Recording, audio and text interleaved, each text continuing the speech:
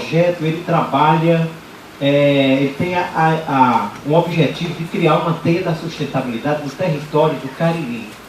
E nós vamos observar 3 pontos que são pertinentes na discussão das nossas comunidades, que são levados em consideração quando se fala de sustentabilidade. Questão religiosa, questão ecológica e a questão da cidadania. Então o projeto ele se propõe a discutir 3 eixos que são importantes para trabalhar o que seria, por exemplo, uma comunidade ecológica. E aí esse símbolo é um símbolo pesquisado e a gente encontrou que um dos símbolos dos penitentes era o coração com uma cruz. E nesse símbolo dos penitentes, a gente foi avançando nessa pesquisa e descobriu que esse símbolo é um símbolo que ele é universal. Tem outras entidades a nível internacional que trazem esse símbolo. E, por exemplo, a Fasternoff, que é uma entidade da Suíça, que tem também esse símbolo.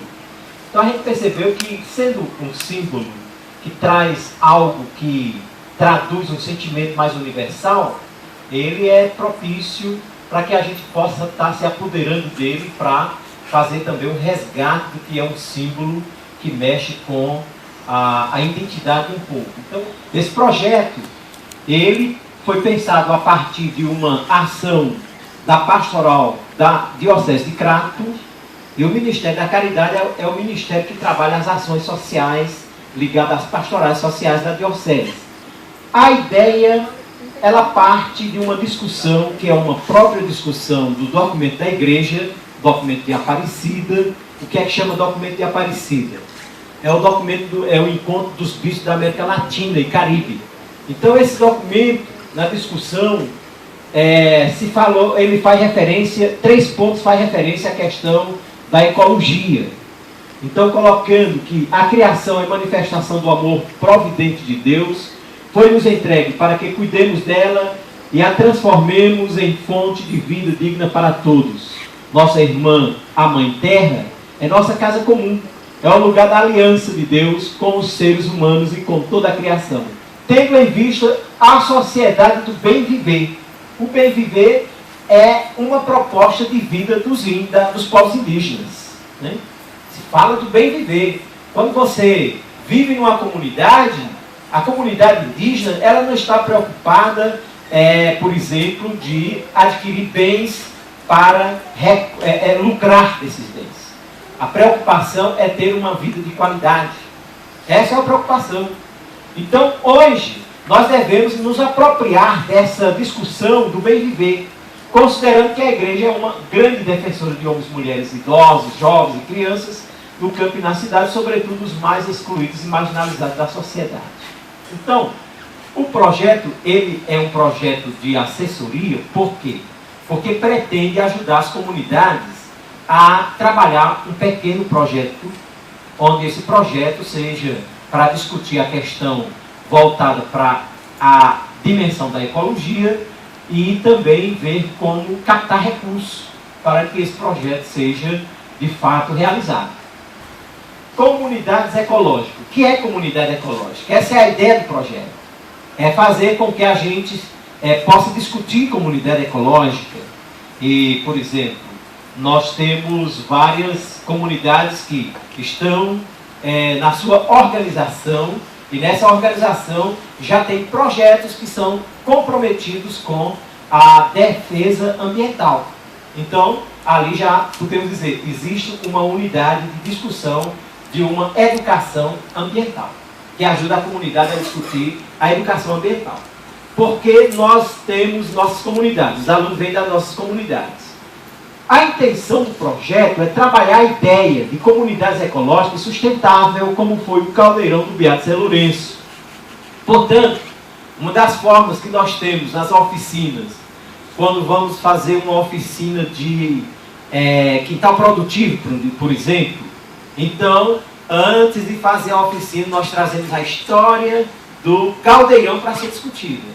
Porque a história do caldeirão, as pessoas vão começando a perceber que é possível fazer esse projeto acontecer. Foi no caldeirão, porque é que não é possível fazer hoje? em novos tempos, novas tecnologias, quando a gente tem mais facilidade de articular pessoas, entidades e tem mais conhecimento a respeito do assunto. A lenha é uma forma de energia. Mas essa energia, esse modo de utilizar essa energia, ela não é uma forma que agride o meio ambiente? Pode ser. Mas nenhuma lenha, nenhuma madeira é derrubada para fazer a lenha. É apenas aproveitando aquilo que é madeira seca do terreno para consumir. Então, essa é uma forma de energia. Outra forma de energia que a gente fala, essa energia renovável, por exemplo, hoje a questão da silagem. Você está vivendo um momento de seca, mas, por exemplo, a comunidade lá de Assaré, Baixio Grande, os trabalhadores plantam sorgo e depois colhe esse sorgo e faz a silagem, que é uma cavação no terreno para guardar o sorgo, e depois faz todo o processo de aterramento. De outubro para novembro, quando não tem mais pasto, aí retira essa pastagem, esse alimento que estava guardado na terra, para depois fazer o processamento de pastagem para os animais. Isso é uma forma de energia. Criação de esquemas de apoio social e familiar. Quer dizer, nós vivemos numa sociedade onde as pessoas também precisam de uma organização. E essa organização, ela é uma organização que vai criando um esquema de defesa da vida. O apoio, como melhorar o recurso da comunidade, como melhorar o empoderamento da comunidade no sentido da sua organização, na linha da força das entidades, do sindicato, da própria política interna da comunidade. Então, temos que também ter estratégias e esquemas que favoreçam esse apoio social e familiar nas nossas comunidades. Diversidade cultural. Uma comunidade, ela se sustenta por sua diversidade cultural. Nós não temos uma manifestação cultural que seja um modelo homogêneo. Ele é diversificado, né? E nessa diversidade cultural é onde encontramos a riqueza de uma comunidade. Você encontra manifestações culturais de grupos tradicionais, da tradição, entre trabalhadores da agricultura camponesa, agricultores familiares, que são os camponeses. Mas você não encontra manifestação cultural na agricultura do agronegócio, porque o agronegócio é uma monocultura. Ela não está ligada à organização das pessoas, da sociedade. Ela está ligada à produção em grande escala. E essa produção em grande escala, ela expulsa as pessoas da terra, não agrega as pessoas. E uma comunidade, ela não é uma comunidade só na linha da produção. Ela é uma comunidade de uma vivência cultural profunda, né? Haja vista que quando alguém se propõe a fazer o resgate da história da sua comunidade, é porque a comunidade, ela tem uma vivência de longo tempo. E aí o que faz uma comunidade ter uma vivência de longo tempo? É a sua cultura. Então, essa diversidade cultural também ela entra na linha da sustentabilidade.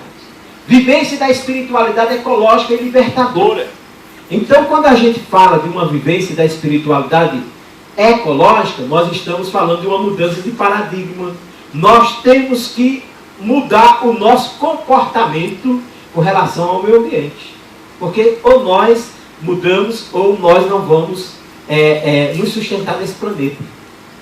Então, é preciso que a ecologia seja um novo paradigma para discutir projetos da comunidade. E aí você tem uma espiritualidade que é ligada à terra, é ligada ao meio que você vive. E essa espiritualidade, ela lhe dá também uma identidade que nós chamamos. É o que faz com que haja ainda camponês. Porque o camponês não morreu ainda. Porque se fosse para o camponês morrer, já tinha morrido. A sua cultura, o seu jeito de ser. Por quê? Porque não existe política agrícola satisfatória aos camponeses. Mas o camponês se apodera de uma espiritualidade que lhe faz viver diferente, onde a sua preocupação é o bem viver. E se você for aprofundar a cultura afrodescendente, aí já fala de o bem conviver. Não é só bem viver, mas saber conviver com a realidade. Então tudo isso entra nessa dimensão da espiritualidade, que você deve também trazer como uma discussão da comunidade. Outro ponto que é bastante, é o uso de material de baixo impacto ambiental. Esse uso de material de baixo impacto ambiental, olha, toda e qualquer ação feita pelo homem e pela mulher no planeta, ele é causador de um impacto ambiental. Então, nossos projetos, todos eles, causam impacto ambiental. Você vai construir um prédio desse aqui, imagina o impacto ambiental que trouxe a construção desse edifício. Agora, a discussão é, até que ponto nós estamos sabendo fazer projeto que seja de baixo impacto ambiental. Outra discussão do projeto que nos faz discutir a comunidade ecológica é governança circular e empoderamento. Ou seja, as pessoas da comunidade têm que ter propostas claras e têm que ter atitudes. As atitudes relacionadas a esse novo modo de vivência tem que ser da própria comunidade. Quando você faz a discussão do terreiro, a discussão em círculo, vai ajudando a comunidade a ela toda ser uma comunidade protagonista, e não uma pessoa da comunidade, mas toda a comunidade se envolvendo nessa discussão que está em torno da comunidade. Uma educação é uma economia solidária. A proposta de uma economia solidária, a economia solidária, hoje se discute a economia ecológica, né? A economia que você faz a partir da produção agroecológica, por exemplo. Outra discussão é a educação transdisciplinar e holística, onde tudo está ligado à nossa discussão, onde tudo está ligado a um plano de ação educacional. A ecologia, ela é vamos dizer assim, uma discussão transdisciplinar.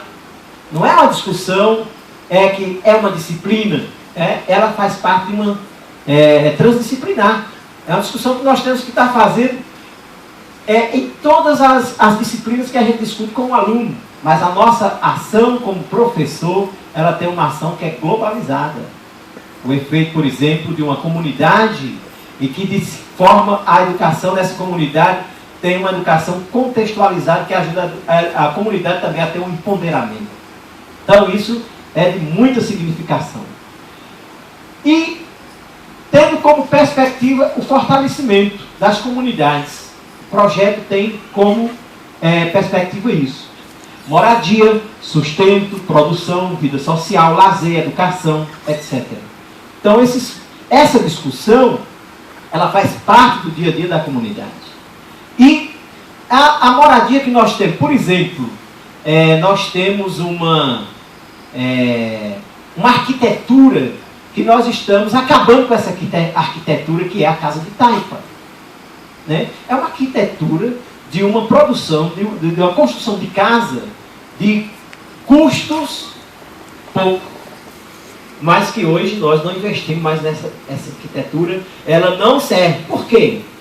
Porque é uma arquitetura que vem de um saber que não é científico, mas do saber de um povo que é o povo excluído, o povo da roça, o povo indígena. Então, nós não damos valor à Casa de Taipa. Nem queremos, porque ela não tem valor econômico. Orientação para a implantação de unidade de produção agroflorestal. Aí você tem, por exemplo, seu Zé Arthur e tantas outras experiências que vão surgindo. Fortalecimento das principais cadeias agrícolas, principalmente no mundo urbano, onde estão as pessoas. Incentivar e promover a criação de hortas urbanas em escolas da rede pública de ensino, caiu de cheio aqui, né? Como que nós podemos estar fazendo na alimentação escolar, também fazendo com que a própria escola produza a sua horta. Então esse é um desafio, mas não é impossível. Então essa educação ambiental, ela se faz com as entidades, se faz com a igreja, mas é possível fazer também com a escola. A educação, ela não está só no espaço da unidade escolar. Mas ela está espalhada no nosso território e que nós temos que estar visibilizando isso. Porque senão a nossa educação vai ter dificuldade de ser contextualizada. Porque a gente pode achar que os educadores só somos nós. E os trabalhadores hoje também são educadores nos seus projetos.